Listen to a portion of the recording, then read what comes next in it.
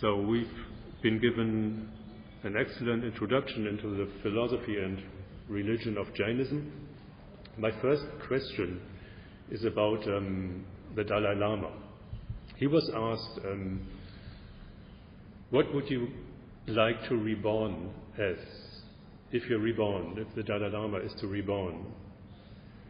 And everybody thought the Dalai Lama would like to reborn as a Tibetan Buddhist. But his answer was different.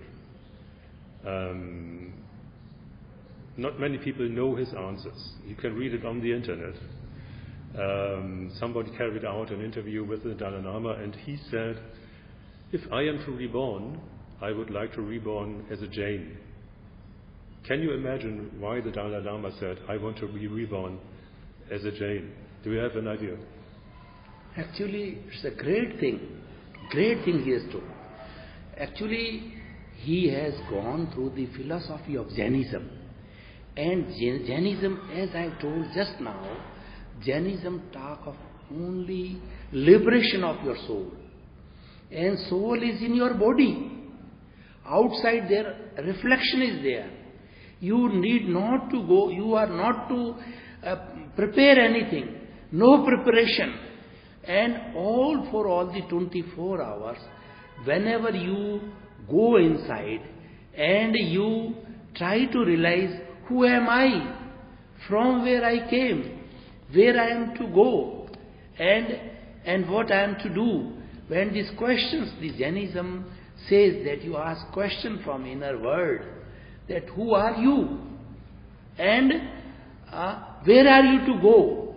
When these questions you ask from the soul, the reply comes from your inner side that you are the soul, you are the pure soul. And you go on realizing it, go on realizing it. And when you have fully realized it, then you will having the pleasure. We should not talk of the emancipation, but the motto of every person to have the pleasure. What type of the pleasure? Pleasure which is having no sorrow after that. That is bliss. Difference is there in the sorrow and bliss. Bliss is unlimited pleasure. It is continuous pleasures. It never discontinues.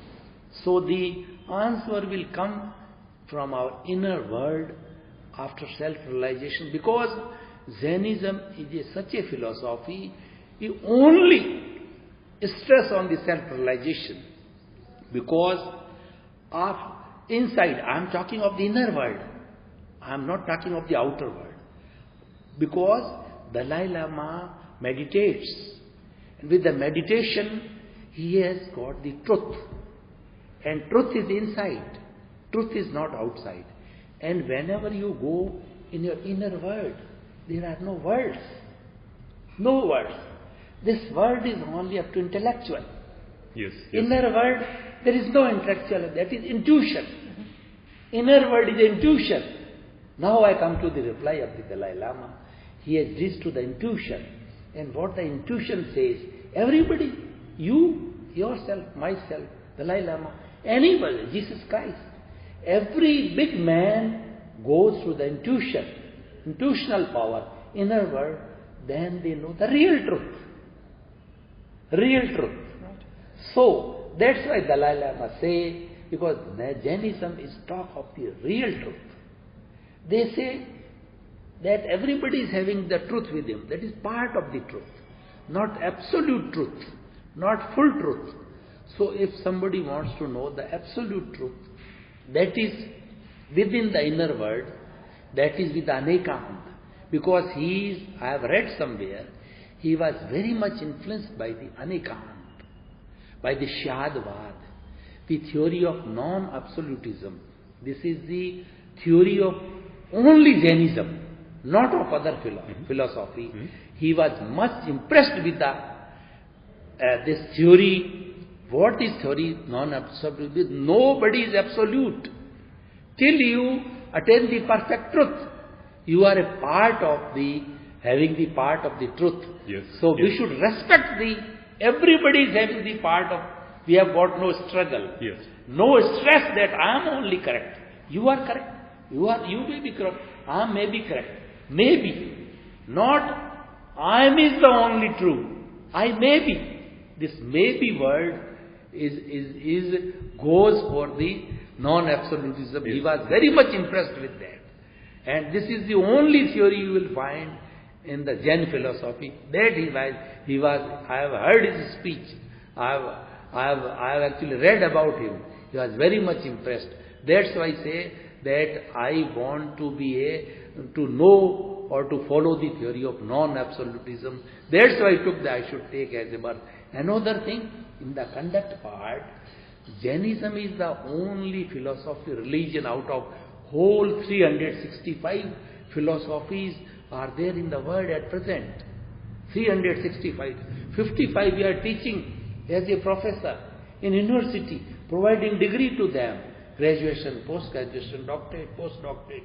55 of philosophy, in philosophy department. And when we go World Philosophical Congress is there, whole philosophical department professors gather 5 years. Once earlier we was in South Korea.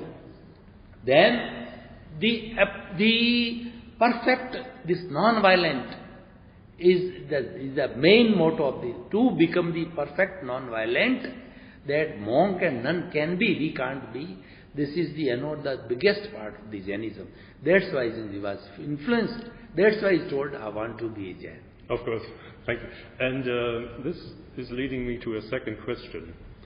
The Dalai Lama is an influential person, even in the West. Most people in the West have heard about the Dalai Lama.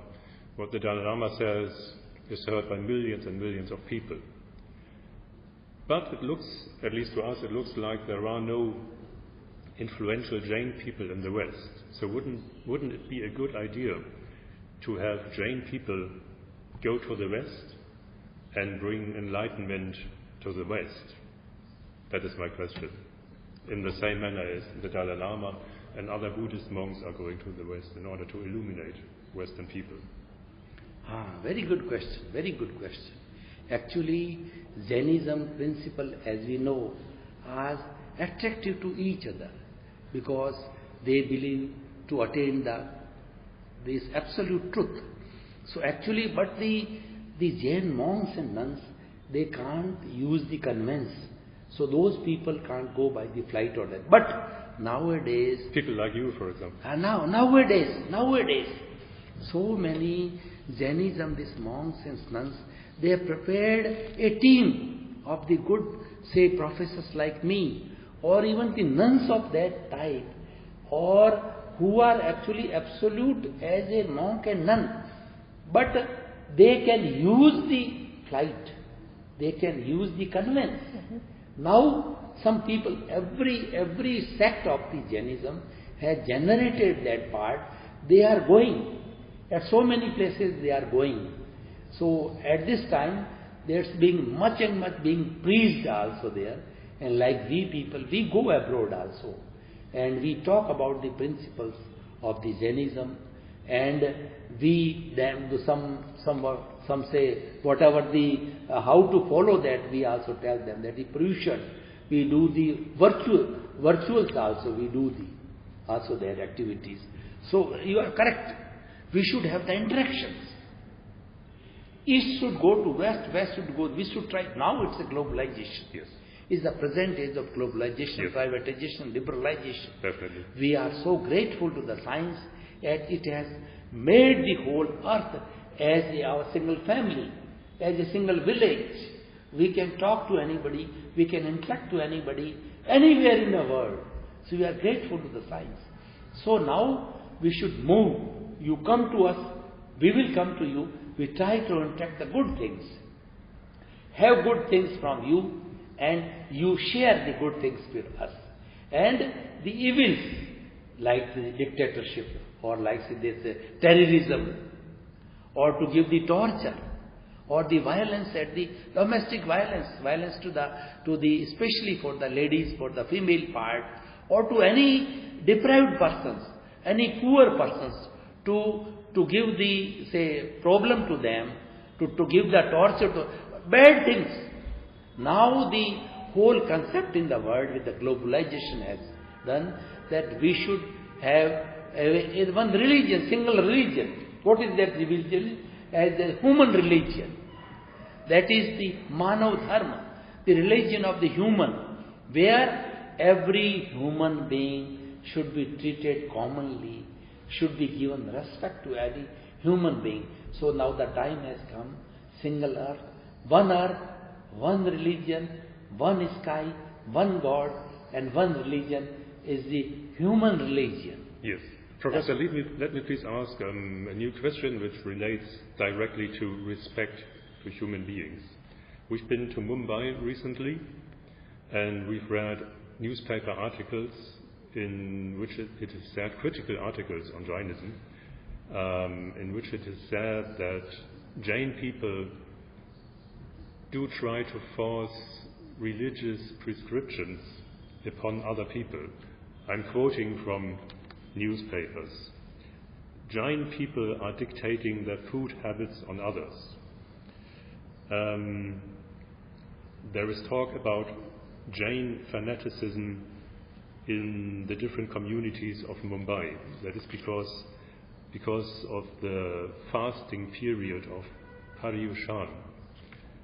Newspaper articles say because India actually it has many religions, but it is a secular country. One religion mustn't dictate their thoughts on other people. So maybe it would have been better to say animals are suffering beings. Therefore, from an ethical point of view, we mustn't eat animals. But the Jains say, because we have Paryushan, you mustn't eat animals. So it is a question about the relation between politics and religion. What do you make out of this? Actually, faith is of its own. It can't be dictated. It can't be forced. I can suggest you good thing, but I can't bound you or can't throw force on you that you will have to follow that. We should, in the Jainism, there is no force is there at all. We should not actually threshold anybody or to press anyone that you are supposed to follow it. So according to your view, meat shouldn't be prohibited in Mumbai, in Paryushan. Everybody should be allowed to eat meat. Actually, it is there. Actually, two things are there. Some things I should keep mum. Two things are there. Somewhere we should react, and somewhere we should keep mum. In difference in my ideology is there. If I don't agree, but even if I disagree with you, that means I am hurting you, because you follow the things, your own things, you let it follow. That means nothing should be pressed. It is not in Jainism at all. Nothing should be forced in the provision. We have got our own theory, because we don't kill the animals, yes. We don't eat the meat, and not of the meat. Some things which are tamasic, which are not good for, like this onion and like the garlic, we are not eating. But we can't force to you. You have your own food, we are taking food. Yes, but it's then, your choice. Excuse me, then the Muslim people in Palitana, they would say, I am not allowed to slaughter in Palitana. I will not make as much money as I did before, because I'm not allowed to sell meat inside Palitana. So from a Muslim point of view, it would like the Jains are forcing upon them restrictions. Actually, what is the Jainism? Jainism says, you, by changing the heart, you convince the people by changing the heart. That is the non-violence. What is non-violence? To change the heart. You just show him the merits and demerits of anything. And even then, somebody don't adapt, we should not force him at all. No question of force is there at all. Because as you talk of the secularism and of the globalization, So many things are there. Yes. So what I follow is my faith. I should be stick to that. So your philosophy. attitude is more open. You have a very open attitude. Universalize your consciousness. My mentality as a professor that universalize your consciousness. That means don't force anything. Good. Whatever the good things I realize, I can share with you. Yeah. But Yeah. I should not threshold on you. Yes, I should not press you. I should not bound you that you will have to follow. Yeah. You will have to not. Yeah. If you have convenience, you can follow, please. Will there be... And with the merits and demerits of the things. Okay. Will there be... And with the merits